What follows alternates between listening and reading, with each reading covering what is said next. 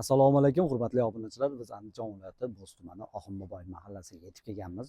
Yo'l bo'yida joylashgan xonadonimiz.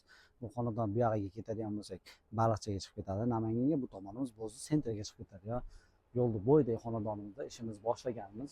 Bu abrimiz hozir davom etyapti. Xudo xolasa iyinga yakunlaymiz. Oqqon yoki 04 qallalikda 135 ming so'mdan qilib beryapmiz.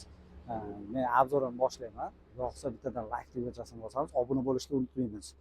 Qani men ketdik. Sizlar bilan Ustabek Zotbek.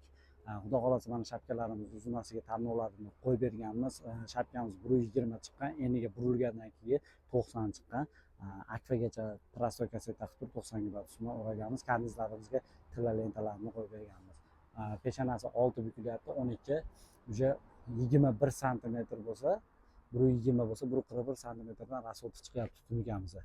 Ko'ringlar, mana ideal holatda chiqqan joylarimiz.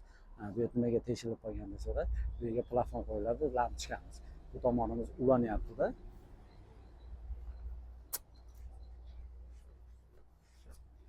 Mana bu shapkamiz 90 chiqqan, bu yoqqa ketyapti 90, burchakgacha boradi. Tanlovimizni ham aylantirib, uyda orqalarigacha qilib berganmiz. Shapkamiz bu holatda, polni ketadi.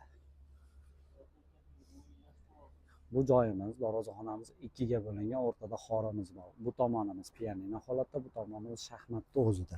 Nega desanglar, bu tomonimiz ancha balandda joylashgan bo'lib, ekran chegalari bilan guruhlarni aylantirib o'ralyapti. Bu yerimiz prostoykasi bilan karnizga qadaladi. Bu tomonimiz pianino holatda ketyapti.